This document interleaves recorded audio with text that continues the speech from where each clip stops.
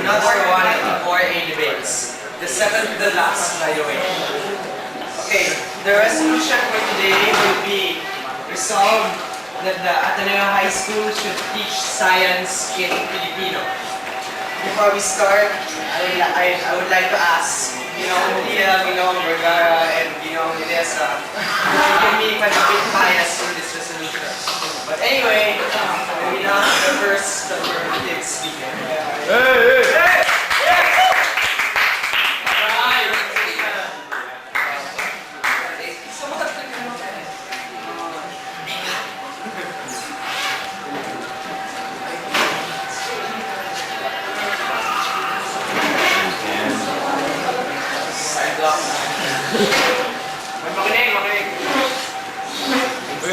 Makinig.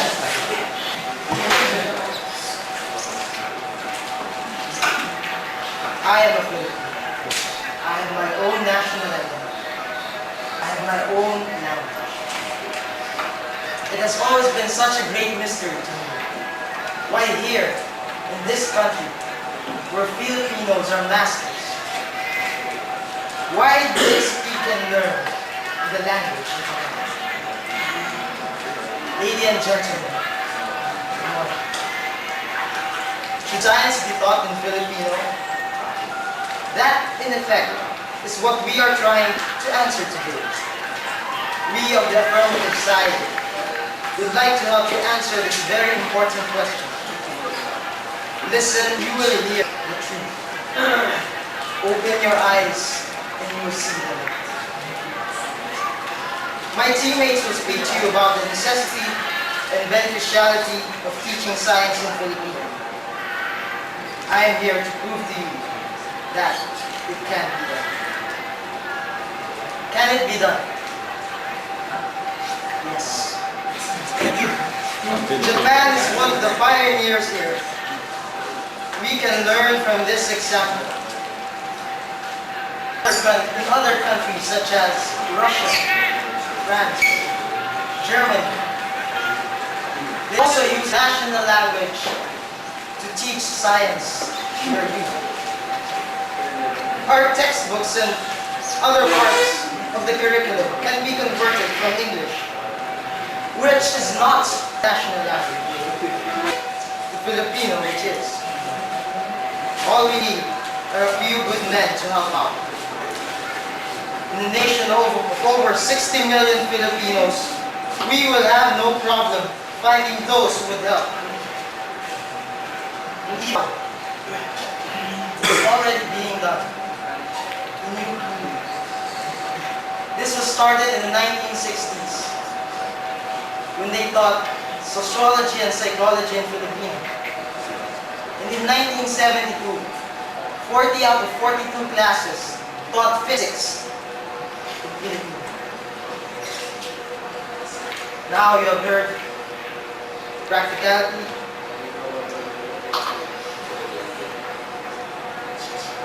and I hope that you can see the truth in our solution. Alright. Bueno, may I go? Maybe not the first negative.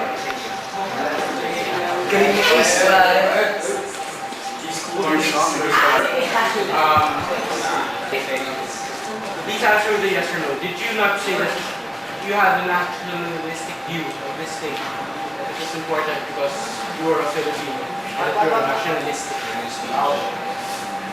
Yes. Great. Secondly, Mr. Speaker, are you aware of the economics of Philippines? Yes. And you mentioned earlier that in UP, the science is taught in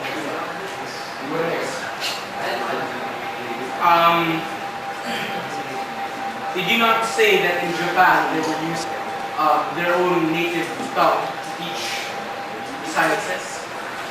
Yes. Are you aware, Mr. Speaker, that with the present economy that we have, it would be very costly to do what Japan has done? Yes, sir. Yes, you're aware. Okay. Um, Therefore, do you still think that it's practical with the present economic situation that we have to undergo such a project as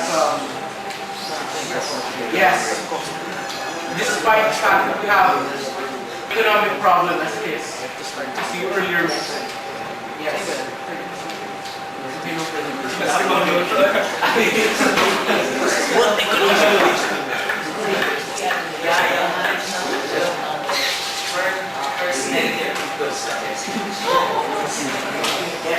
Another podium, please.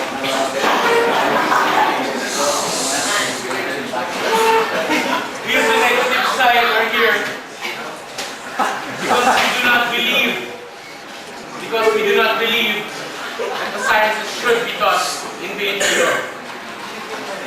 Number one, implementation or the conversion of the known facts in English would take too much time. Secondly, there are some terms in science which when translated into Tagalog would be impossible or impractical. Such terms as electromagnetic, a simple word as test tube would have very different translations in Tagalog. As was mentioned earlier, true, they are teaching in Tagalog, but somehow they have to use English terms to better explain the lessons that they are teaching their students. And Jetox therefore, saka Ralph. Jetox this saka is Ralph. the bastardization of the language. It is better in Huwag ka our maniniwala opinion, dyan, huwag ka maniniwala. to use straight English rather than risk the bastardization Nagsasabaw ng mantika of yan. our own national language, which is Filipino. Narinig ba? The implementation of science being taught in Tagalog, in broke Tagalog, if you might call it, is a bigger price. It's a price not worth paying. Because we would rather have a straightforward Filipino language Pinakamabigat sa rather than a klase yan. broken one. Nagsasabaw kasi ng mantika. Therefore, we would rather that the sciences Isipin mo, be mantika, taught sinasabaw in niya. English. Ang daming There be no nakikinig. change in the status quo. I'm ready for my interpellation. Wala pang asin.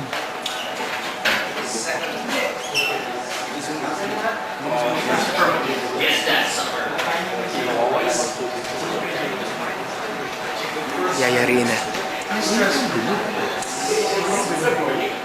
Are you a Filipino? Yung interpolator, bukol king yan, bukol king. Ganyan yung Are you a pantalon. Filipino? Yes, I am a Filipino. Hindi. You believe that we Filipinos are feelings? Please qualify your answer. Question! 8 inches yan. Scripted.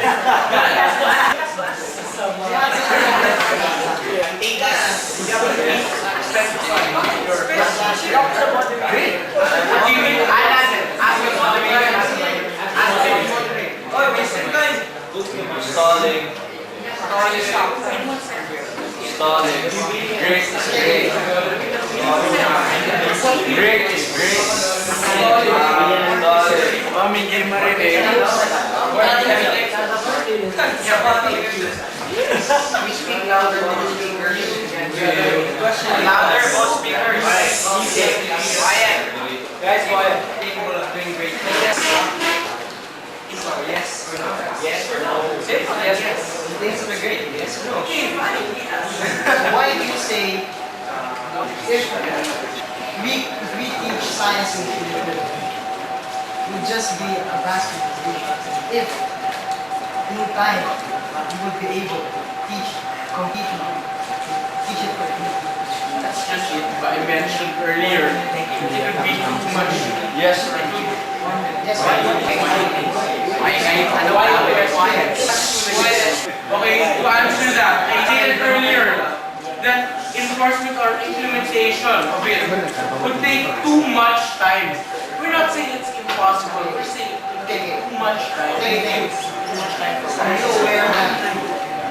you aware that we spend millions of dollars trying to get imported books just to have some knowledge of science, even though we can develop our own knowledge in teaching science.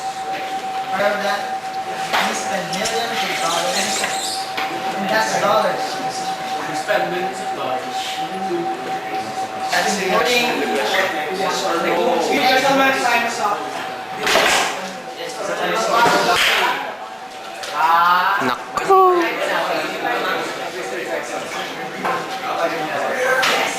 Seven net.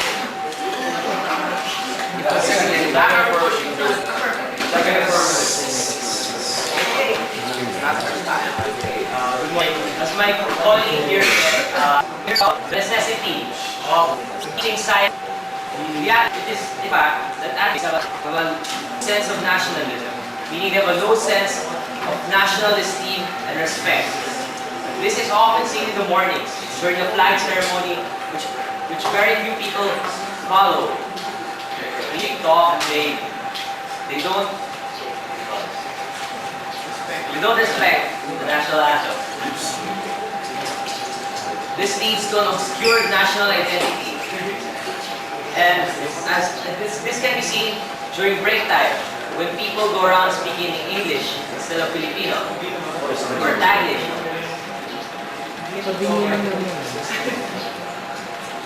By changing the status quo, by teaching science in Filipino, we would be able to bring science down to our level, down to the level of the Filipino, a level which most people can understand.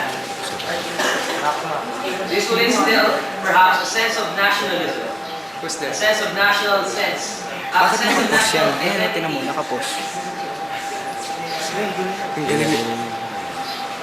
And of course, once you have a Cupid national Soriano. identity and a sense of national respect, you will be on par with other cultures, thus solving the problem of an obscure national identity by creating our own national identity.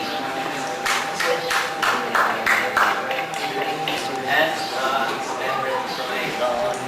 we now have a second interpolation. Physics CE yan, yung mag-interpolate. Physics CE. Chibog kayo lahat yan. Hindi nyo kaya lahat yan. Physics CE. What of those not here you said that means a low sense of nationalism? Is it, do you base this on what you see and not on facts? Yes or no? Yes. So, What I see is fact.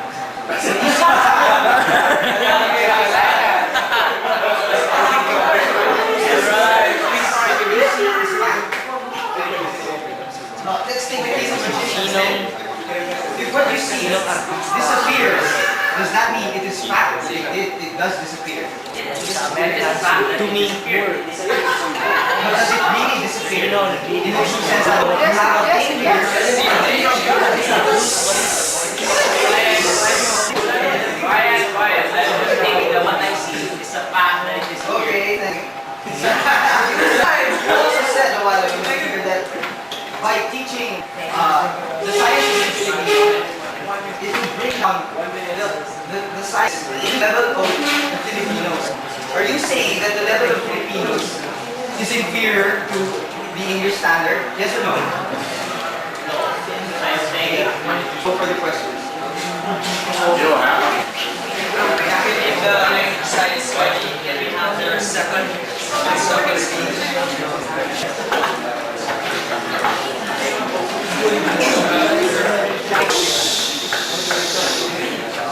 You've heard of science said a while ago that bringing down, teaching the sciences in Filipino would bring it down into the level of the Filipino.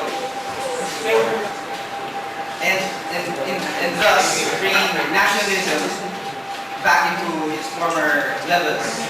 I believe it is not so because citing Article 14, Section 7 of the Constitution, it says that for cases of communication and instruction, the official language of the Philippines is Filipino, and otherwise stated by law, English. Saying this, it follows that Filipinos are not necessarily, Philippine is not necessarily the group that should be taught if ever should be implemented, because a lot of terms in science cannot be directly translated into Filipino. Like my colleague said a while ago,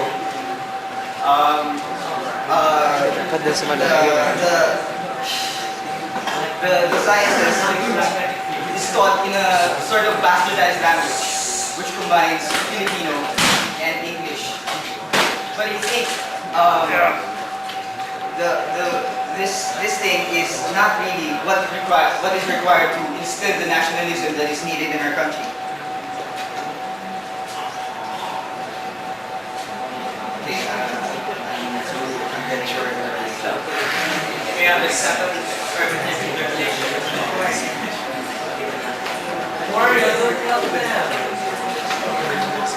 Okay, good morning, Ms. Myers.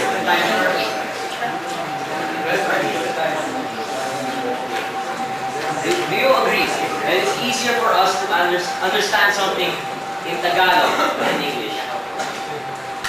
No. No. In what language are you thinking right now? I'm thinking in the English language. What language do you speak at home?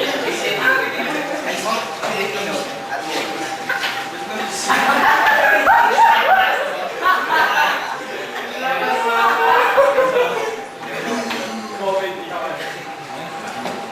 You were implying a while ago that English is superior. Papansin yung naghahanap ng taxi kanina. No, I'm not implying that. I said a while ago that English should be in the level of Filipino also.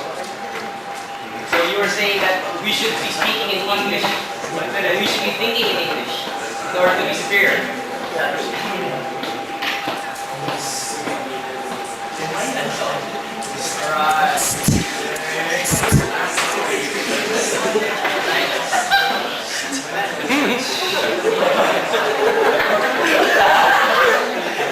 Okay, can we now have silence first, and then affirmative speaker.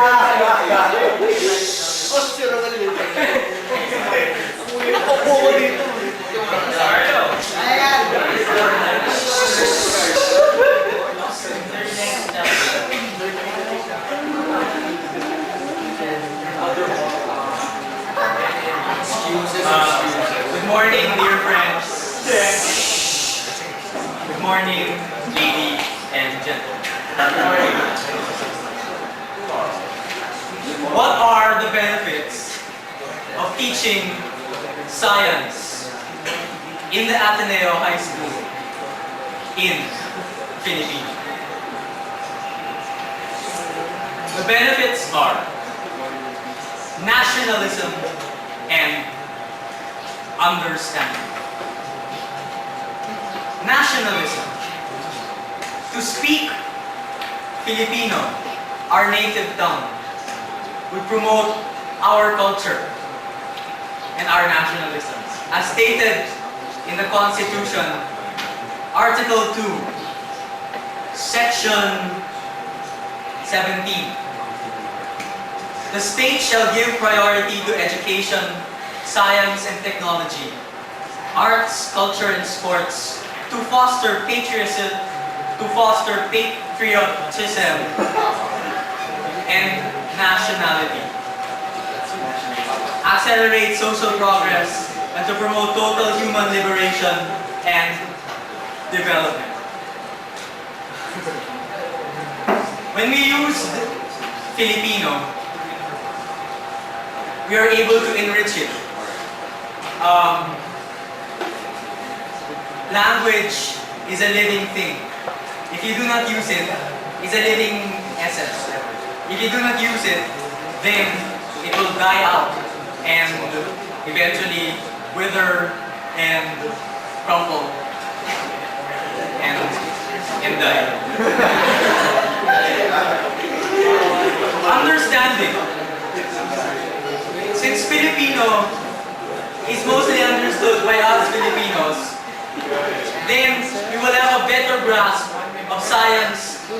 technology, you will be able to use science better when we graduate. You will be able to utilize technology in the future since we understand it better in our own later. And I interviewed Cosmar and JC about their science tutoring in TD, right, JC? And they said that if Filipino was a method of instruction in science, then they would have an easier time teaching science to their TD kids. But alas, no.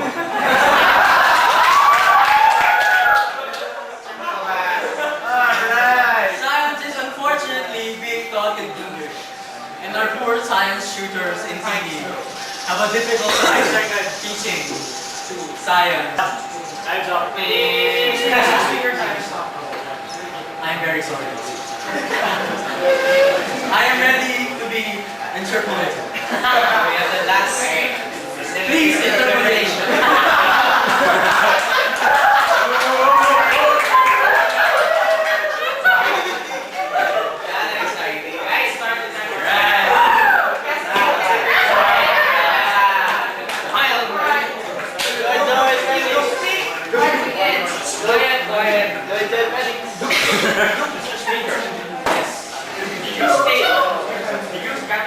State that you are promoting the use of Filipino science to promote culture. For nationalism. For nationalism. To promote culture. Nationalism. Did you categorically state that in using Filipinos to teach science, you will be helping the development of the country? I don't recall.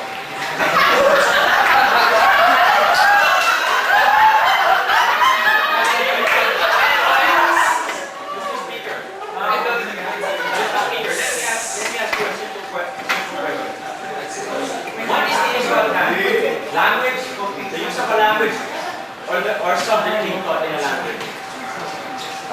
The issue at hand. What is the issue at hand? A language or a subject? A subject. The subject. What were the questions?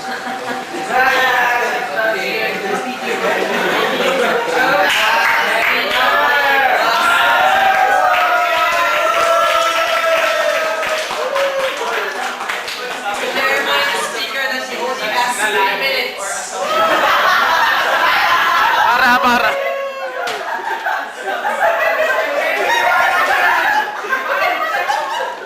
Get a load of that. I'm going to threaten.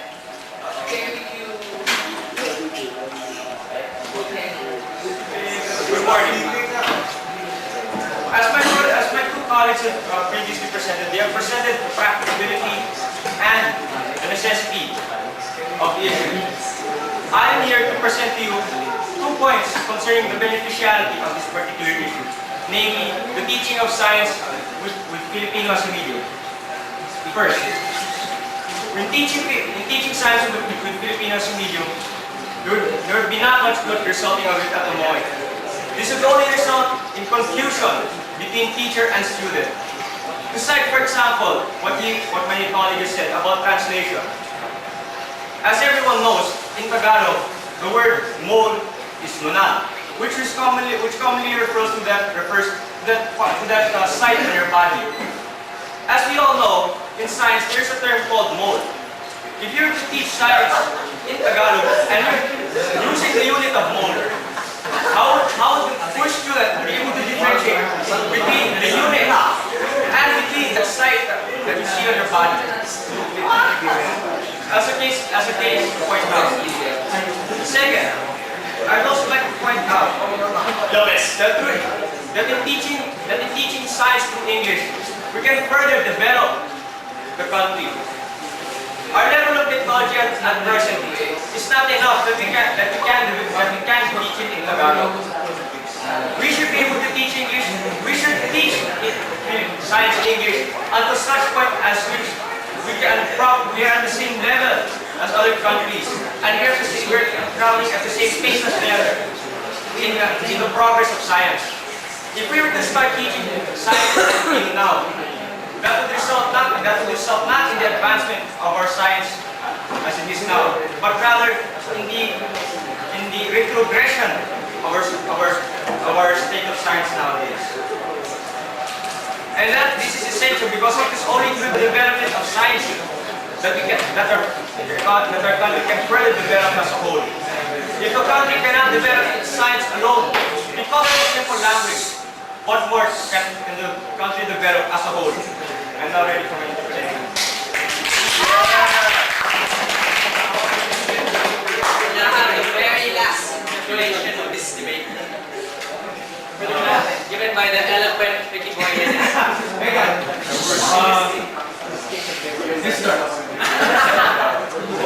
What is your name? My name is Jose Victor S. Tanchoco. Where do you live? I live in 58 Homes, Parañaque, Metro Manila. Where do you study? I study in the Ateneo de Manila University High School Department, the class of 4A. Can you give the names of your mother, your father, your brother, your sister? I can give the name of my mother, my father, Can my you give sister, the name? not my brother because I do not have a brother. Can you say it? Okay. My mother's name is Teresita Santos. My father's Victor Reynaldo Pasaya Tanchoco. Then my sister.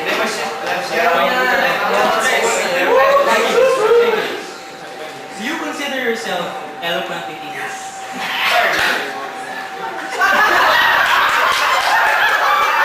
Ang kapal ni Tanbo ko. Yung naka-sweater, ang kapal. Eloquent daw siya, hindi naman. Ang lakas ng loob. Talon siya ngayon sa interpolation.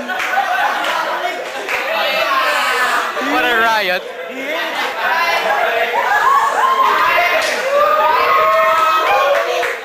Hello. I'm quiet. Mr. Tanchoco, do you understand the word? Lakas ng loob mag-yes. Do you understand the word term? Yes, I do. Do you know the fact that there's a difference between concept and term? In what way? Anyway, concept is different from term. You agree? Yeah. You agree? Yes, I do. Okay. Do you believe that the issue here concerning the language Filipino science being taught in the Filipino is the issue in terms of the terms? Is it issue in terms of the terms used in science? As in no? Yes or no? Yes or no?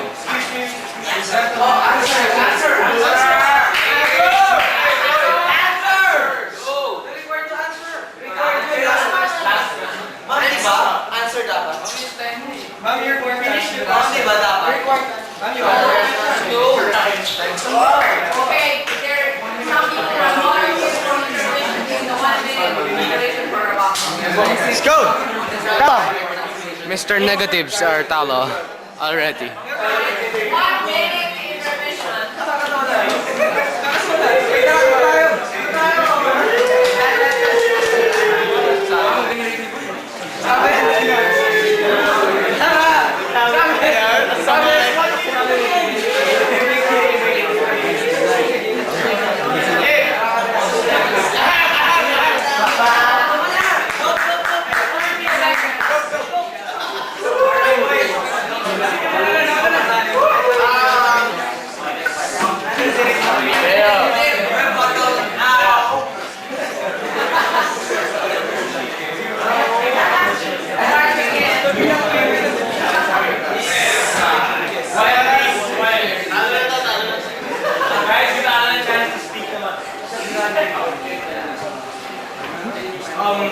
Our group believes that English should be the medium used in teaching the sciences because of several points.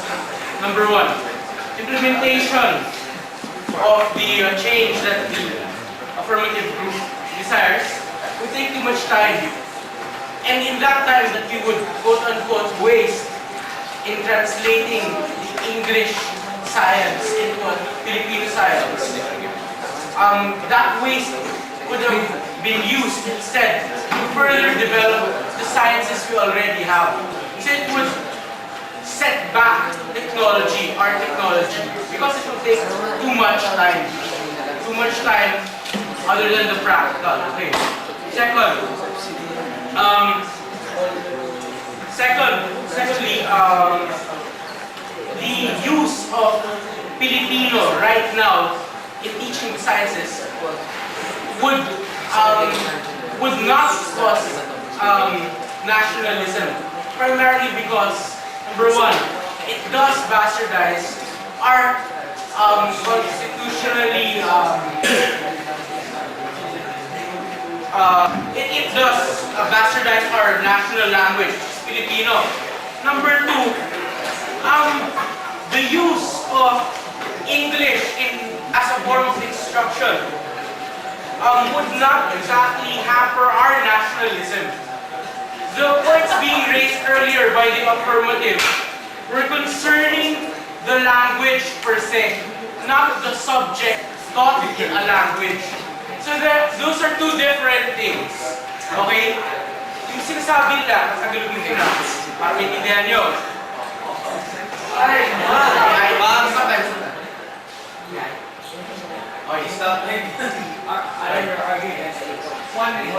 No, that's just it. The points they were raising were about language, about the national language, the language per se.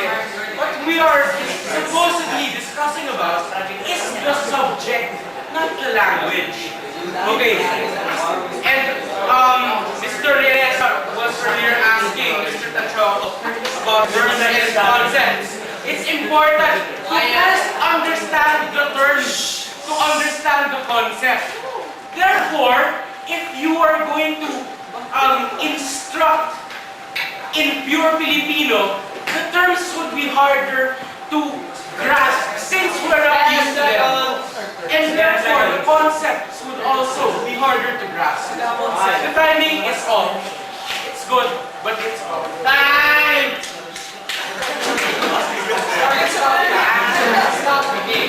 Give the last word, we have Ricky Boy with a affirmative rebuttal. I shall be calm in my speech. I think the issue here, I started that. I think the issue here is not whether there are existing terms for science words in Tagalog. No. The issue here is if we should teach science in Filipino. There is a difference. As I've said, there's a difference between concept and term. Yes, we are admitting that there are certain science terms that the Filipino language doesn't have. Maybe like photosynthesis. I cannot think of a term right now in Filipino which means photosynthesis. But we can teach photosynthesis in Filipino. It's ironic how Alan himself stated that he will have to speak in Tagalog so in order that you will understand him better. That is what you're trying to say. That we are able to understand science better using our own native language. Okay? Why should we complicate science, already complicated subject, who has terms like for example, photosynthesis and electromagnetism, etc., with added new Filipino terms. It's all